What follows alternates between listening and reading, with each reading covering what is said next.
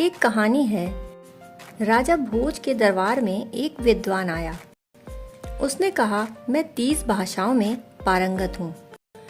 तुम्हारे दरबार के जो रत्न हैं उनको चुनौती देता हूँ कि कोई मेरी मातृभाषा पहचान कर बताए। अगर वह मेरी मातृभाषा पहचान ले तो 1 लाख स्वर्ण मुद्राएं मैं भेंट करूँगा, और अगर कोई ना पहचान सका तो 10 लाख स्वर्ण मुद्राएं तुम्हें मुझे भेंट करनी पड़ेंगी। यह चुनौती काफी बड़ी थी। राजा भोज के दरबार में बड़े बड़े विद्वान थे। कालिदास भी भोज के दरबार में ही थे।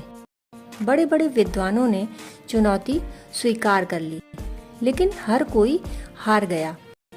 वह व्यक्ति इतना अद्भुत था कि हर भाषा में ऐसे बोलता था जैसे वही उसकी मातृभाषा हो। अंततः कालिदास ही बचे। भोज ने कहा, कुछ करो नहीं तो बड़ा अपमान हो जाएगा।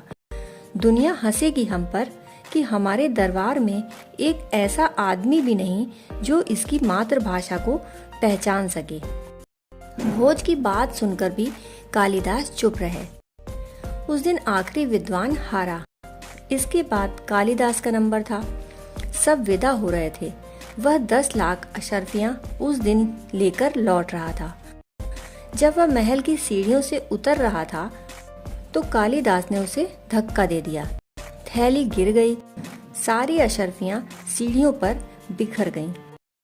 वह आदमी राजमहल की 50 सीढ़ी नीचे खिसककर जमीन पर जा गिरा और उठकर कालिदास को गाली देने लगा। कालिदास जी ने कहा, जिस भाषा में तुम गालियां दे रहे हो वही तुम्हारी मातृभाषा है। मुझे क्षमा करो, और कोई उपाय न था तुम्हारी मातृभाषा जानने का, और वही उसकी मातृभाषा थी।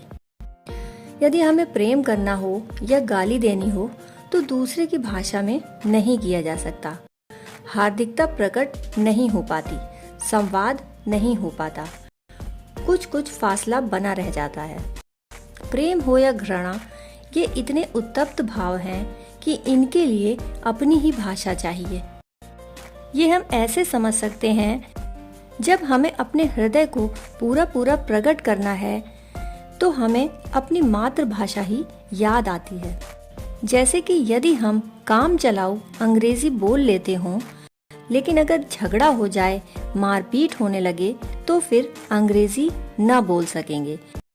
फिर तो बिल्कुल हिंदी में गाली देने लगेंगे, क्योंकि अंग्रेजी में गाली देना किसी स्कूल में सिखाया भी नहीं गया, ना ही किसी विश्वविद्यालय में। मगर तब मुश्किल हो जाएगी। ऐसे समय में तो हमारी मातृभाषा ही काम आती है। दोस्तों, कहानी सुनने के लिए आपका बहुत बहुत आभार।